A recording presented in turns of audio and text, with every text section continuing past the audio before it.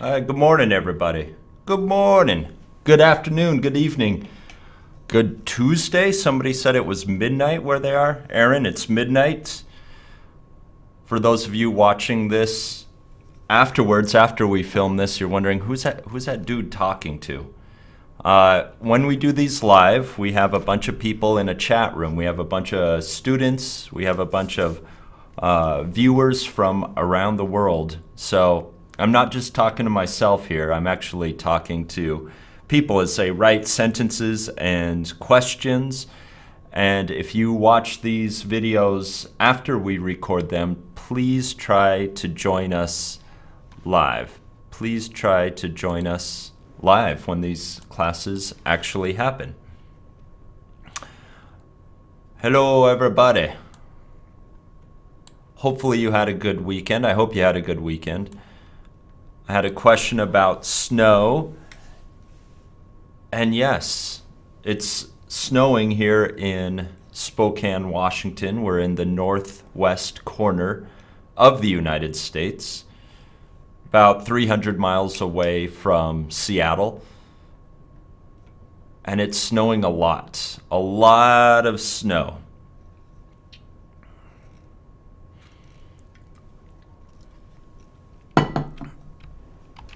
I'm going to share the class notes with you, although the class notes are very empty right now. We'll build the class notes together as we go along. So you can click on this link, although there's really nothing there now. We're doing a writing exercise this morning. We're doing parallel structure. And so we'll build the class notes as we go. We'll build the class notes as we go. All right, before I begin though, before we talk about parallel structure, let's look at links. For those of you who are watching this for the first time or who are joining us in the chat room for the first time, welcome, first of all. And if you have any more questions about these live classes, you can contact Zach at this email, zach@smartenglish.com. That's Smart English without an A.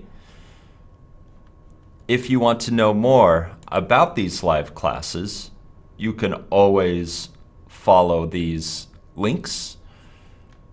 These are pay classes. You will get access to the entire Smrt curriculum. You will get homework. Yay, homework. The teacher will correct the homework. You'll get quizzes. And at the end, you'll get a Smrt certification. There's pre-intermediate English with Nicole, intermediate English with Mark, upper intermediate with me, and English for academic purposes with Josh. And right now, Nicole may have said this, may or may not have said this. Nicole will be we'll have a substitute for a few classes. It will be another teacher. Teacher Abby will be teaching Nicole's class. So a new teacher will be joining. You will get to see a new teacher. And I believe that begins tomorrow morning, Tuesday morning at the same time. Nicole, Josh, myself, and Abby all work at the Spokane College of English Language in beautiful snowing downtown Spokane, Washington. So if you want to know more about the school, click there. We do have a Facebook page, a Facebook group, Learn English on Facebook. If you haven't joined yet, please join us.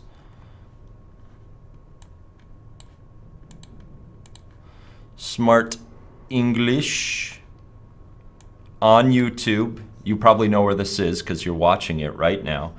As we speak, you're watching this, so you probably know this. You can see upcoming classes. Oh, there's Abby. As you can see, it's no longer Nicole's picture. It'll be Abby's picture. And then, besides all these other teachers, we also have another teacher, Sean, who has a Smrt Live class. And you can watch all of those videos. You can watch all of the archived videos that we have there. Nicole, I'm sure, will make an appearance again in the future. She will miss you too. She had a lot of fun teaching all of you. And I'm sure you'll get to see her again sometime in the future. No, I have not watched the Fast and Furious 8 trailer, Nandish. I haven't seen that yet. I didn't know there was a trailer for Fast and Furious 8. This weekend I did see the Spider-Man trailer, but not the Fast and the Furious 8 trailer. Okay, let's get to it. Let's get to writing parallel structure. Oh, my name's Neal Hallgarth. As always, it is a pleasure to be here with you.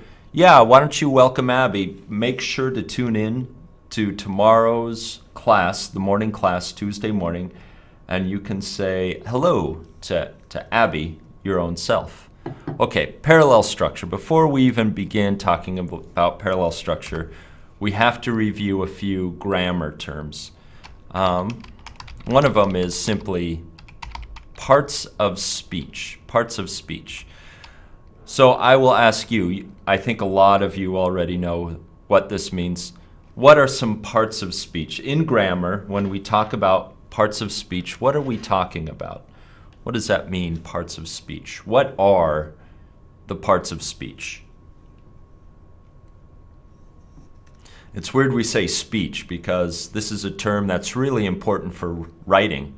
Maybe we should call it parts of writing, not parts of speech.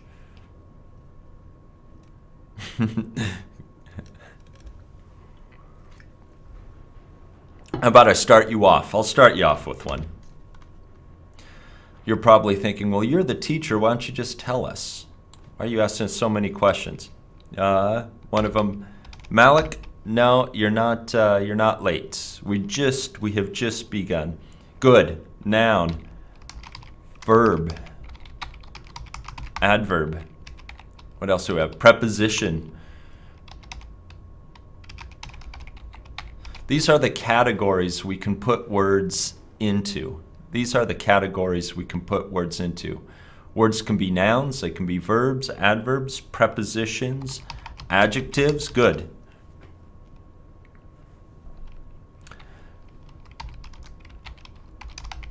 Conjunctions. So, Leo, determiners are actually a type of adjective. Determiners follow under adjectives. We have 1, 2, 3, 4, 5, 6. There's one more. Oh gosh, what's the last one? Interjections, is that correct? This last one we don't use that much. We don't use the last one that much. I would say no, the first 6, and then the last one, not so important. It's a strange case. Yes, the interjections are yes, good, Leo. I see you know what interjections are. For those of you who are wondering, interjections are like, oh, wow, yay. They're exclamations. They're words that show emotion. Excitement or fright, something like that. Pronouns, Amy, pronouns are a type of noun. So we can say, since they're so common, under these parts of speech, you're going to have many different categories. These are the top level categories. Noun, verb, adverb, preposition, adjective. I might as well make these all plural since I made the last few plural. Conjunctions, interjections. So we have 7 categories, 7 parts of speech, and then subcategories like pronouns, and subcategories like under adjectives, determiners. A lot, and there are a lot of subcategories. So we're going to be talking about writing parallel structure today. But we're reviewing some grammar terms before we do that. Besides parts of speech, we also need to know phrases and clauses. Can anybody tell me what I mean grammatically when I say phrase or clause? What do those mean in writing? Even in speaking, I suppose. What do those mean?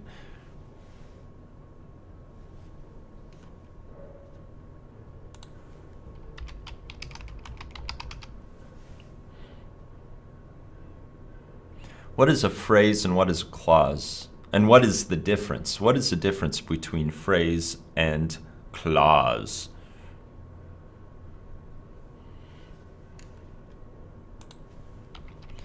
Again, you're probably like, why is the teacher asking us? He's the teacher, doesn't he know? Okay, I'll do clause for you. Yeah, you want an easy explanation? A clause is subject plus verb agreements in a sentence. If you have a subject and a verb and they agree, then you have a clause. And there's two main types. There's independent and dependent. Independent can work on its own. An independent clause can have a period. You can be done. You don't have to write anymore. You have a subject and a verb, and it's a complete thought, and you're ready for your period. Dependent, you can't put a period yet. Most likely because there's another word. There's maybe a conjunction added to the subject and verb. That means you need to have more. Yeah, subject and verb. Just remember that for clause. So, independent, I ran. I can put a period at the end. That's a complete thought. Now, of course, I can add more. I can add a prepositional phrase. So there's that word phrase. I can add a preposition phrase like to the park. Oop. Let me try that again. To the park. I still have subject-verb agreement, still an independent clause. I can add another prepositional phrase. So a lot can be added to an independent clause. Dependent cannot be on its own.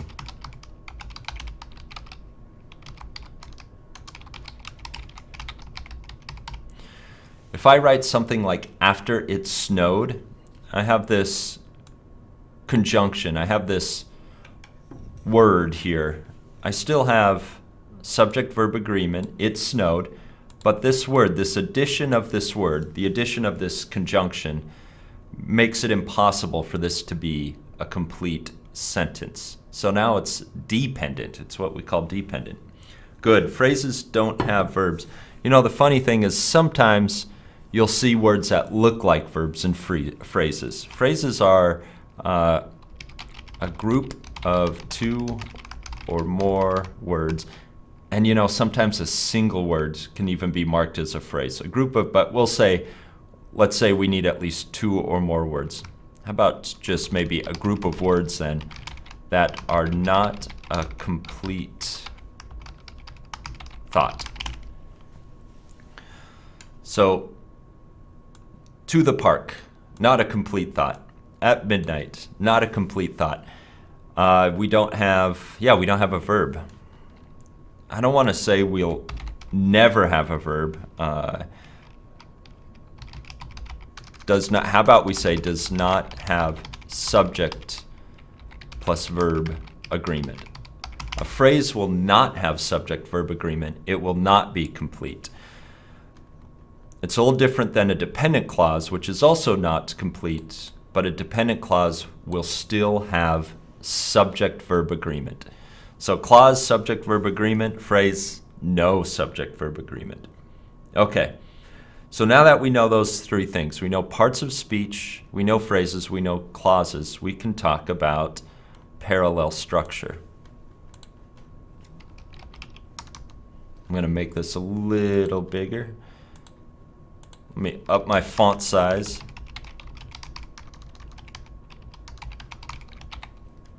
Parallel structure is the name we give when we correctly use parts of speech, phrases, or clauses in a list in our writing. We have parallel structure if we correctly use parts of speech, phrases, or clauses in a list in our writing. And you're probably thinking, well, what does that mean? Like this.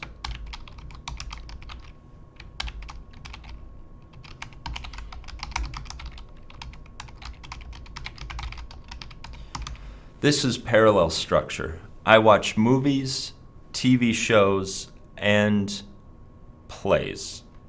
I watch movies, TV shows, and plays. So I have a list. I have 3 items in my list. I have movies, TV shows, and plays. Now this one's pretty easy. Usually, if you, in your list, you just have a part of speech, if you just have a noun, it's pretty easy. And you can always check for parallel structure if everything in your list works alone with the verb. If I made this 3 short sentences, all beginning with I watch, and everything in my list works with I watch, then I have parallel structure. But none of these sentences contain parallel structure because they just have one noun. This top one, my first example, this is an example of parallel structure. I have 3 items in a list, movies, TV shows, and plays, and they all worked correctly with a verb. Okay, so Rosa's asking, what's the difference between parallel structure and subject-verb agreement? The difference is, in parallel structure, you'll have a list. With subject-verb agreement, you don't need a list. So in these 3, when I broke down the sentence into 3 individual sentences, all of them have subject-verb agreement. I watch, I watch, I watch. Even this top one, subject-verb agreement, I watch. Parallel structure is when you have a list and everything agrees. Now the reason I brought up clauses and subject-verb agreement is because a list is not necessarily just parts of speech. Sometimes we can have phrases or clauses in parallel structure.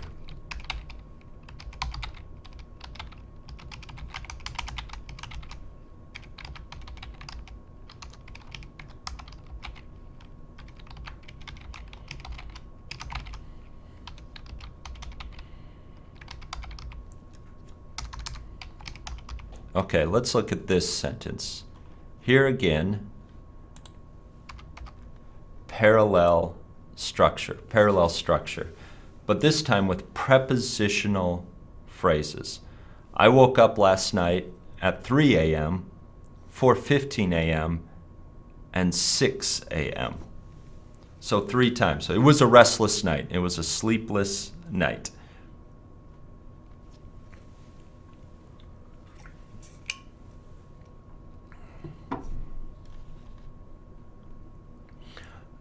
Let's see, some questions coming in. Let me try to catch up on the question. Okay, first of all, how do you know if it's parallel structure? Okay, so this one, is it parallel structure? If I take all 3 things and all 3 things match with the beginning of my sentence or match with the rest of the sentence, then I have parallel structure. So I watch movies, I watch TV shows, I watch plays. All of those are correct. Therefore, if I put them in a list together, as a list, movies, TV shows, and plays, and they all work with I watch, then I have parallel structure. Somebody's asking also about the comma. The comma, I only used it here, I didn't use it here. That's the Oxford comma rule. I would say use what you're comfortable with. Use what you usually use.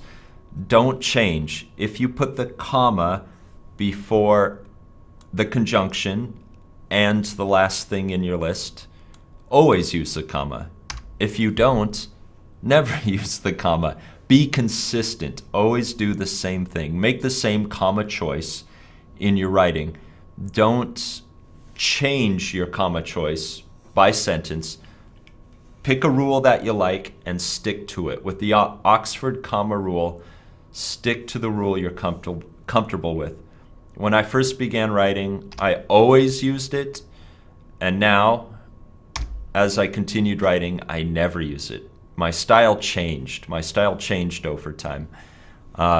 Teaching class, it changed over time because I used it, but most of my students did not use it. So I changed so my writing matched my students' writing. Well, Trump, I hope you're enjoying your dinner. Leo, why parallel and not orthogonal structures? Well, remember, this is English and not math. We don't get very high in numbers in English. I don't think we get to orthogonal structure ever. Yes, of course. Can I have more than 3 nouns in a list? Yes, I can have a giant list.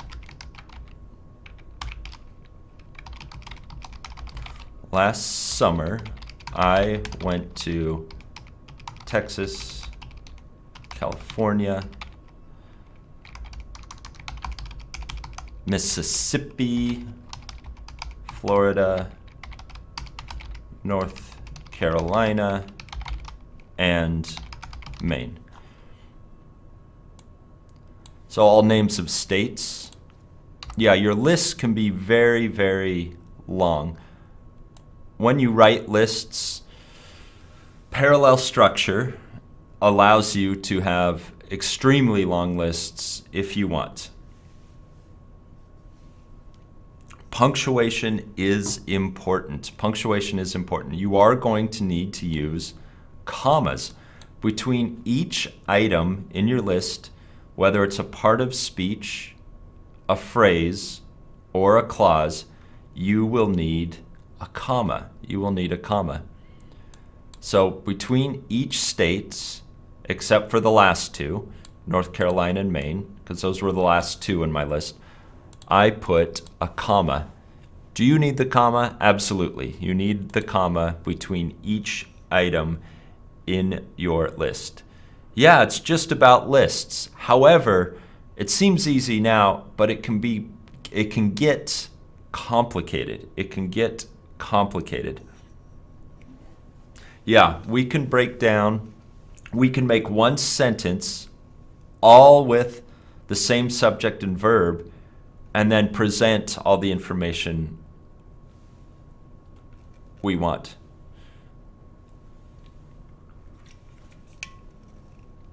Good. So Anthony, that's what I'm getting at. If you happen to have ing, let's say you had an ing word, would it have to be all ing? Yes. And now I showed you lists at the end of sentences. Here's one with prepositional phrases at 3 a.m., 4:15 a.m., and 6 a.m. How about this one?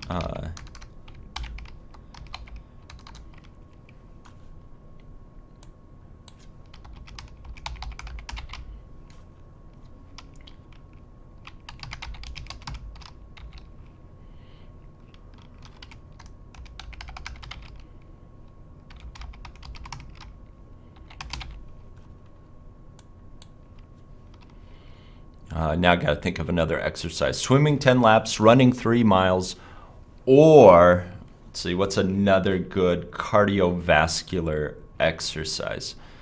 As you can tell, I don't exercise much if I'm straining to think of one. Or how about bicycling, of course. Bicycling, 10 laps, 3 miles, or bicycling, let's say 5 kilometers. That's a long one. Swimming 10 laps, running 3 miles, or bicycling 5 kilometers. And actually, this is not good parallel structure because I changed measurement. We'll use miles. Swimming 10 laps, running 3 miles, or bicycling 5 miles are all good ways to get cardiovascular exercise. So here you can see that I misspelled cardiovascular. Here you can see that a list can appear at the beginning. Okay, now I see you're starting to write some of your own examples, which I was hoping to get to. Vivek, you tried one? You're wondering, I washed my face before meeting my girl. I saw in the mirror, and again I washed. Is this parallel structure? No. Okay, so if you use, it should be your parallel structure, your items in the list should appear together in the list. So Vivek, I'm going to take your sentence and I'm going to try to make it parallel structure if I can. So Vivek, you have this. I washed my face.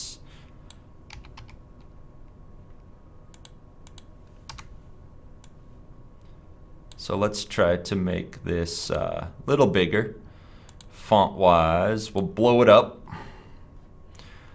I washed my face before meeting my girl. I saw, we'll use a reflexive pronoun. I saw myself in the mirror. And again, I washed. Okay, is this parallel? It's close. This part, before meeting my girl, this should go at the end. Every action you do should be together. I washed my face, saw myself in the mirror, and washed again before seeing my girl. Okay, where's the parallel structure here? This one's a little more complicated. Now we have parallel structure all agreeing with the subject I. So now we have verbs being used. We have compound verbs being used to create parallel structure. So what are the three items? Well, let's break it down. I washed my face, 1. I saw myself in the mirror, 2. I washed again. So there is parallel structure here. The parallel structure is in the verb of the sentence, in this sentence. It's in the verb.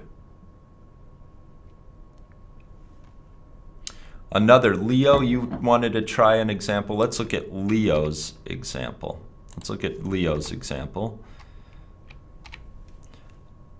And again, let's blow it up. Let's make it bigger. Oh, look, I even got the emoji in there. I even managed to grab the emoji in this one. I have a cup of green tea, a shower, a breakfast, and a big headache. Okay. Let's see if we can break it down. I have a cup of green tea. I have a shower.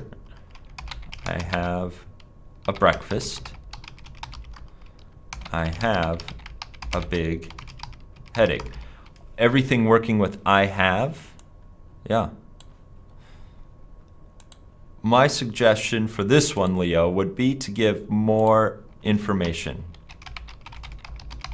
in the morning. Just tell me when that happened. And I think that sentence makes a little more sense if we give it a place or time. Good morning, everybody. Good morning. For those of you just joining us, we're talking about parallel structure.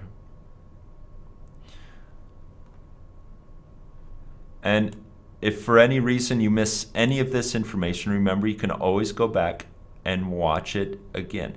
So you can use it for clauses and phrases as well. Yes, tense is important. Think of your tense. You have to think of everything when you write parallel structure.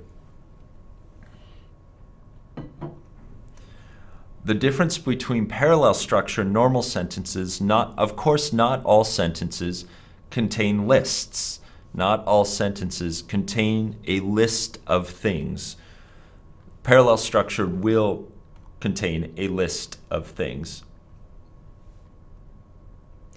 Aaron, you're asking if we just have two items,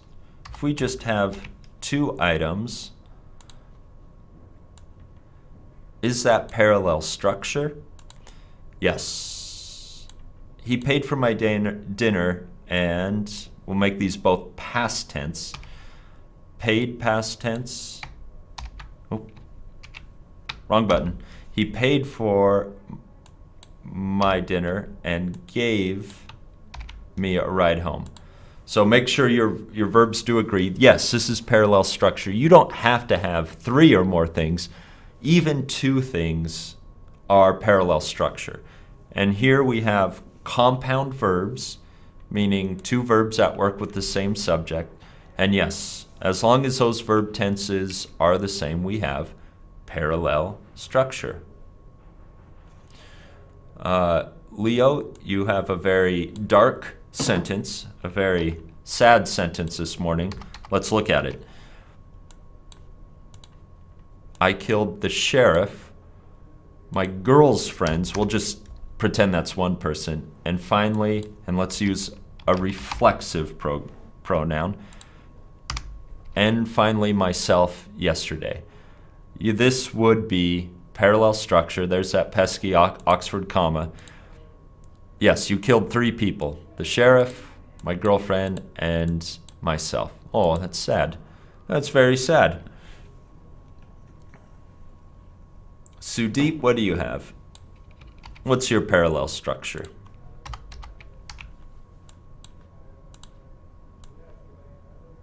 You have, I went to work, came back, and then directly went to bed without having my dinner. Good. Went to work, came back,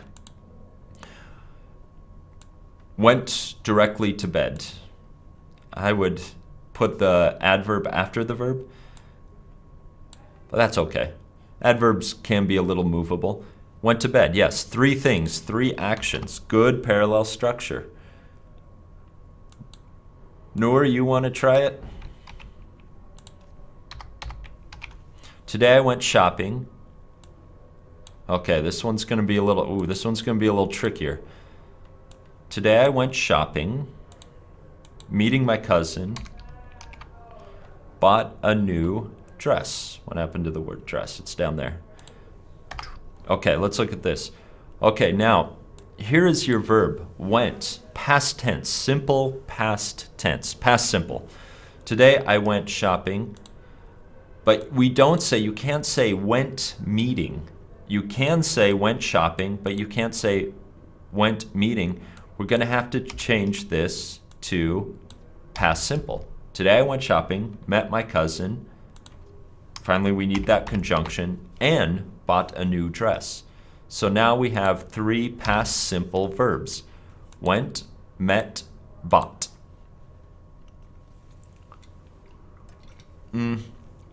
Steve, you're asking all the way at the breakfast sentence. I would say yes. But I put it in there. Could you do without it? Could you take it out? Sure. Could you just say breakfast? I have a cup of green tea, a shower. I have breakfast. You can.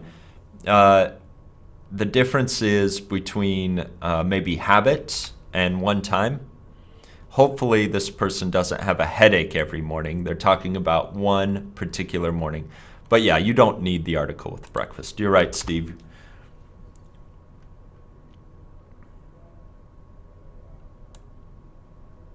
Okay, Milena, let's look at your sentence. I saw her, him, and them in my school. This is a tricky sentence. This is a tricky sentence, Milena, because them would include her and him. Them would include her and them. Usually in English, how we would express this is we wouldn't just use the pronouns. We would make her and him more special than the them by giving them names. I saw, and I'll use the teachers I see. I saw Abby, Josh, and the rest of them in my school.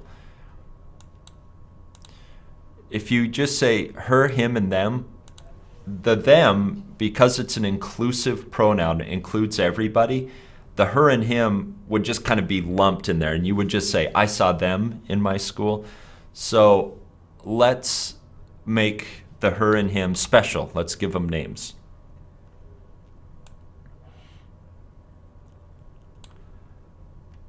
Saad, let's look at your sentence. A lot of good example sentences this morning, guys.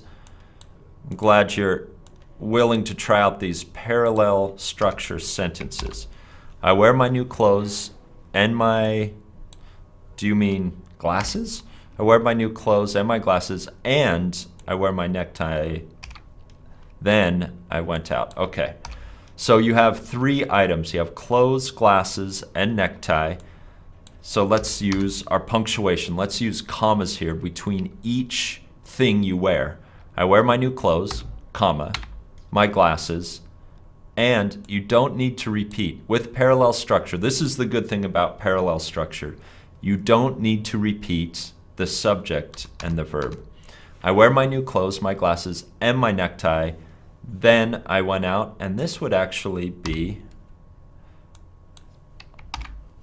a separate sentence, Then I went out, and if you have went, if you have past simple, let's also make this past simple. So even between 2 sentences, if you're talking about the same time frame, the same time, make sure your verbs are in agreement with each other. Same verb tense. Okay, I'm trying to get to all your comments here. Yes, Leo, like in math, we call this parallel structure. In math, parallel lines follow each other. They go along the same plane. Kind of the same thing here. This is kind of the same. Actually, I don't know why they call it parallel structure. How about this one, Vivek?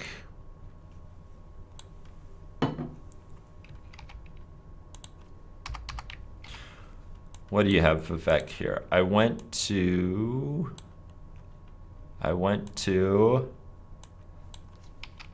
the bathroom in the morning, in the evening, and at night. And that's going to be a complete sentence. And we would use article with doctor. The doctor gave me, but we would not use, medicine is non-count. So the doctor gave me medicine, and I would put a conjunction there. And it worked. I went to the bathroom, and here we don't need a comma. You don't need a comma between an object and a prepositional phrase. I went to the bathroom in the morning, in the evening, and at night. The doctor gave me medicine, and it worked. Medicine for going to the bathroom too much?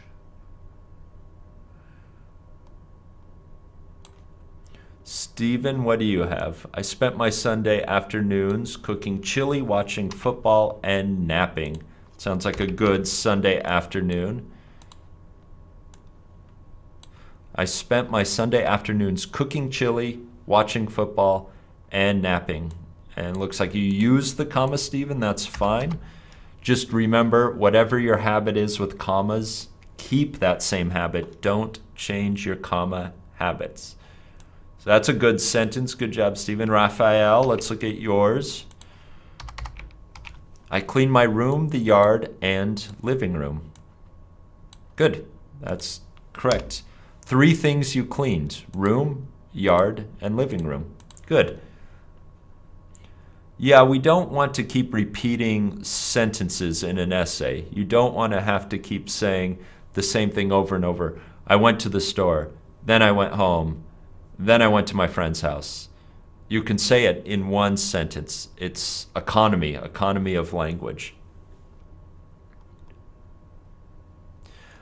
Yes, any coordinating conjunction can be used in parallel structure. I'll try to show an example. At work, I served customers. I rang up bills as a cashier and helped cashier, but didn't help wash dishes. Okay, here's a restaurant job. At work, I served customers, rang up bills as a cashier, sorry, I said that, I said it weird. At work, I served customers, rang up bills as a cashier, but didn't help wash dishes. So here I used instead of an and, I know because we've been using and a lot, I used but. So yes, feel free to use those coordinating conjunctions. Trump, let's look at Trump's sentence. How's your grammar, Trump? Hopefully it's pretty good. I think presidents need to have good grammar. I had a dinner. And here, drink, drank, drunk, and we just need the second one, the past. Drank tea. I had a dinner, drank tea, and still, and again, this has to be simple past. Mr. Trump, Mr. President-elect, I had a dinner, drank tea, and still listened to my handsome teacher, all in caps. Thank you. Thank you, Trump. That's high praise coming from you.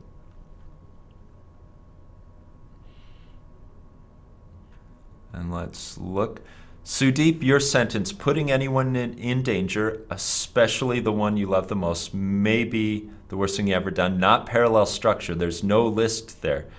You give an example in the middle, but there's no list. Remember, this has to be a list.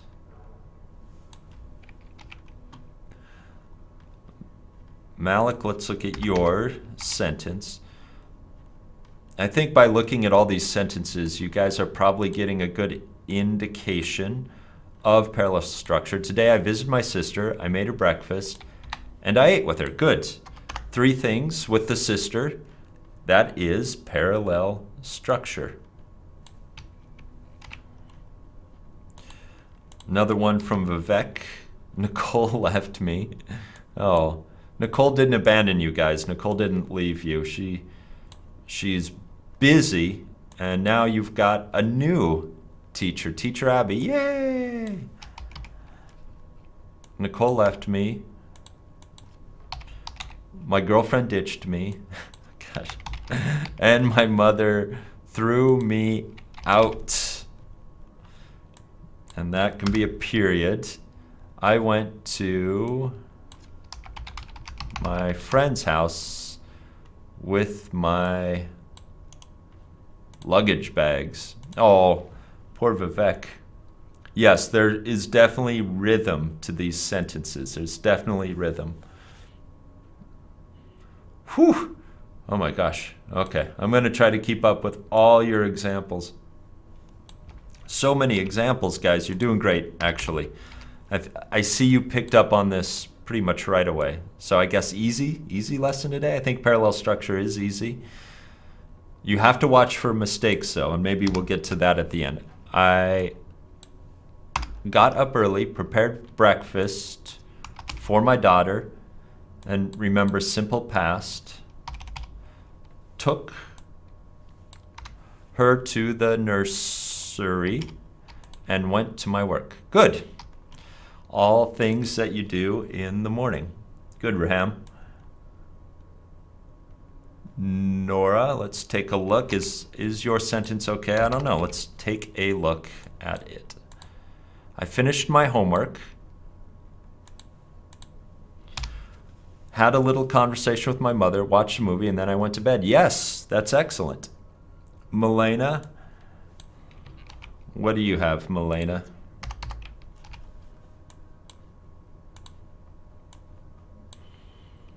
Let me put that I back in there. I bought a pretty turtleneck skirt and jacket today at 1 p.m. Good. 3 items. Turtleneck, skirt, and jacket.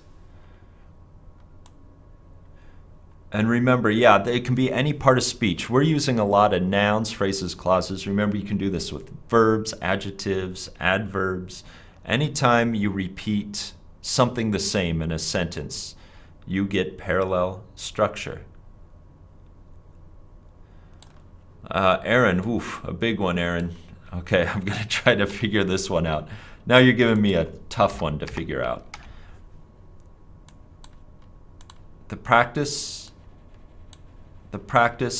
of the death penalty, and we do use article with death penalty, must be legalized, not because criminals' rights need to be respected, but there isn't a sufficient alternative to the law, and it is the best way to keep crime rates low. So do we have parallel structure here? Okay, here I have an independent clause, but there isn't a sufficient alternative to the law, and is the best. Maybe right here, maybe a list of 2 things. Maybe that can be our parallel structure there, a list of 2 things. But I would say in this sentence, maybe not. I would say 3, I would say an independent clause, and then a conjunction, and this conjunction makes this a dependent clause, another dependent clause. So it would be more like this. Let me try to make some parallel structure here. Death penalty must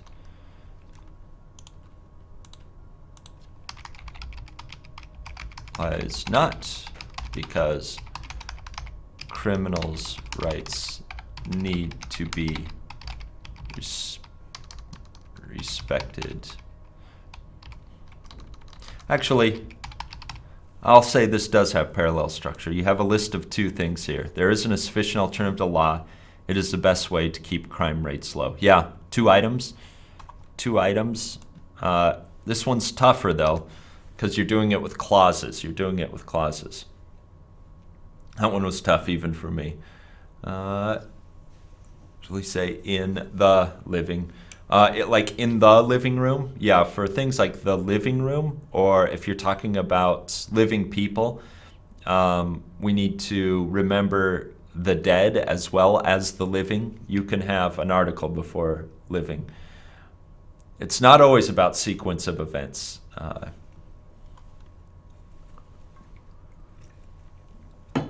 Today's lesson, we've been talking about parallel structure.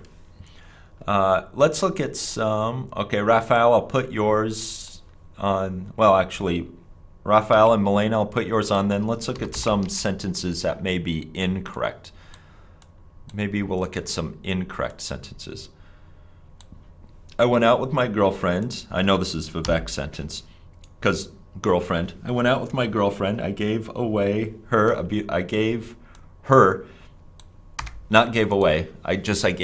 beautiful rose, and we watched a good movie together. Yes, parallel structure. 3 things with the girlfriend. And then Milena, you have, she is a very honest, frank, and genuine person. Great use of adjectives in parallel structure. She is a very honest, frank, and genuine person. All 3 adjectives work with that noun, person. Okay, I'm going to jump to Smrt really quick.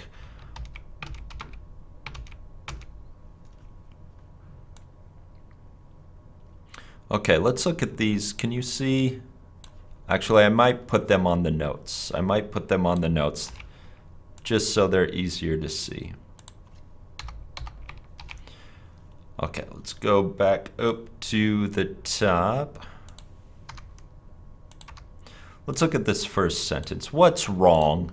What's wrong with this first sentence? And here, I'll get it now that you can see it. What's wrong with this sentence? On weekends, my friends and I like to play soccer at the park, watch movies at the mall, and swimming at the beach. What's wrong with that sentence? Oops. Here, I'll put it back. Oh, I lost control. Lost all control here. Okay, I'll just calm down for a second and let you see it. Okay, what's wrong with that first sentence? On weekends, my friends and I like to play soccer at the park, watch movies at the mall, and swimming at the beach.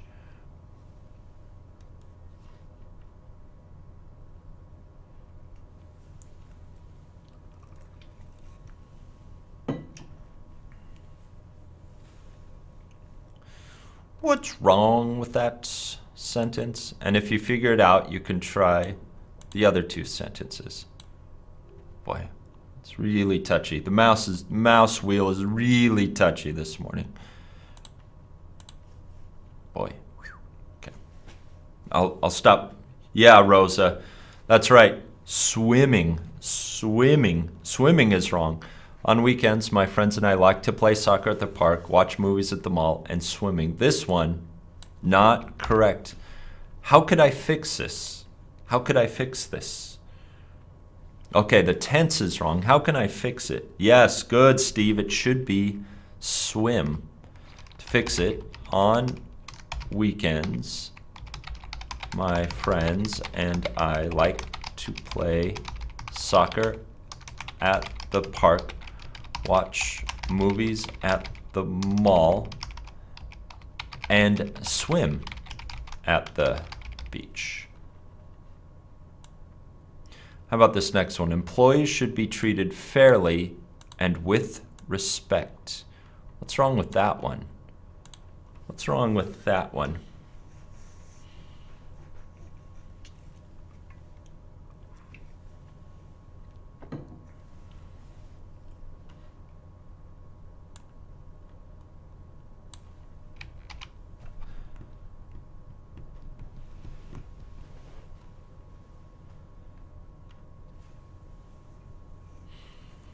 Second one, employees should be treated fairly and with respect.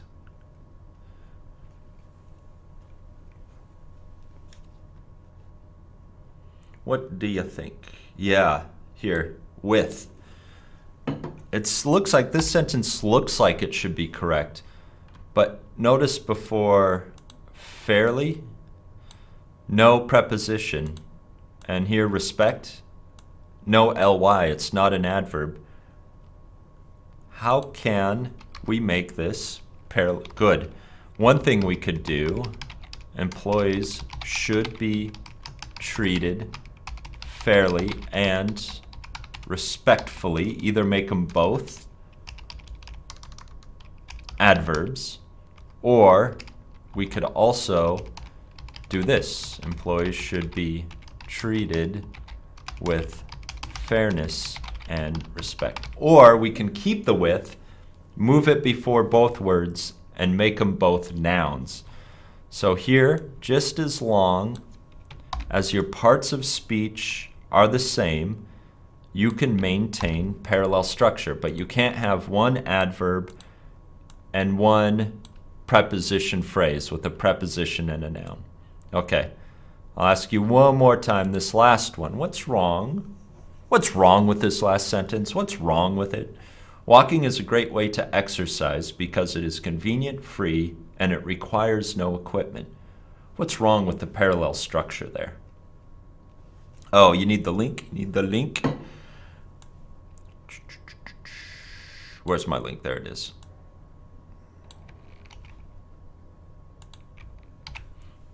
There's a link to the class notes, which is basically many examples, your examples.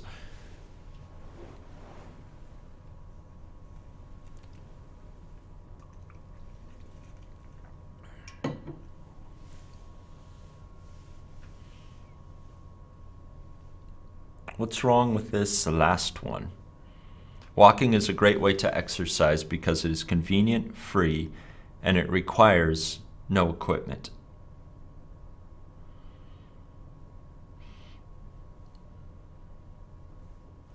The requires part? Okay, walking is a great way to exercise because, and now we have three reasons. It is convenient, adjective, free, adjective, it requires. Here we have a clause, an independent clause. So how can we change it? Walking is a great way to exercise because it is convenient, free, and is equipmentless a word? Equipmentless, yeah, it is. It didn't mark it, it must be a word. Or I could say walking is a great way to exercise because it is convenient, it is free, and it requires no exercise. Take off my comma. Actually, I'm going to keep my comma on that one because they're all clauses with subject-verb agreement. Okay. Don't need because. Could we take away because? Maybe. There are many ways to fix problems with parallel structure. There's more than one way to correct these sentences. One thing I would like you to work on, and Aaron, of course, I will look at your homework when you do this, and the rest of you can work on this at home, although I'm probably not going to mark up your sentences. If you want to practice parallel structure, please answer these questions.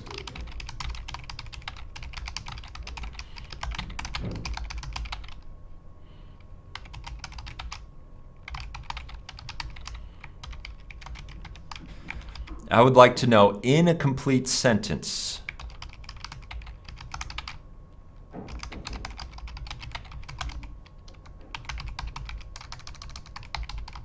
with parallel structure,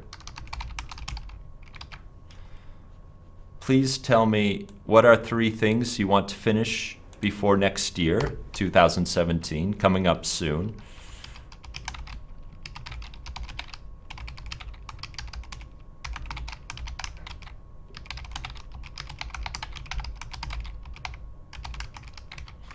What are your 3 favorite things?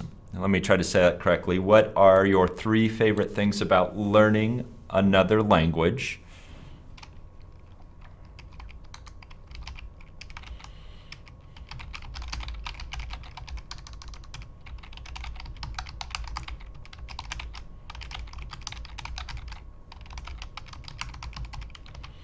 What are 4 things you remember about the last time you traveled?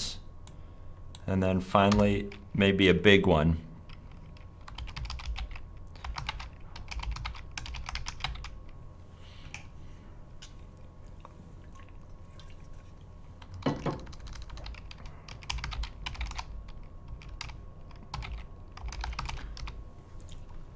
I'll do this prompt as a sentence instead of a question. Just tell me 5 ways to save money.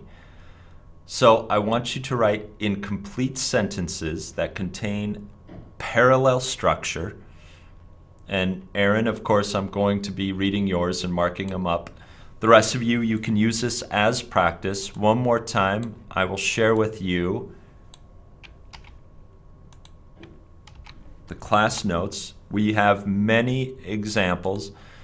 Thank you for joining me. As you can see, parallel structure is kind of easy. Just remember, know your verb tense, know whether you're using adjectives, adverbs, preposition, phrases, and it tends to be pretty easy. It's a good way to reduce the amount of sentences or the amount of repetitive sentences you have to write in an essay. It's a way to present information quickly and efficiently. So hopefully you have a chance in your own writing to use parallel structure. I had fun this morning. I had fun reading your examples. You wrote many, many great examples. You guys always exhibit your intelligence and your ability to grasp new concepts in a very quick manner. So I'm very, very impressed with you guys this morning. Have a wonderful rest of your day today. Have a wonderful tomorrow. Have a wonderful couple of days. I will see you Wednesday. Be here Tuesday, tomorrow, to say hello to Abby. Okay, until then, everybody, be good. Bye-bye. Bye-bye. Oh, Trump, still don't get it? Why do we use these sentences?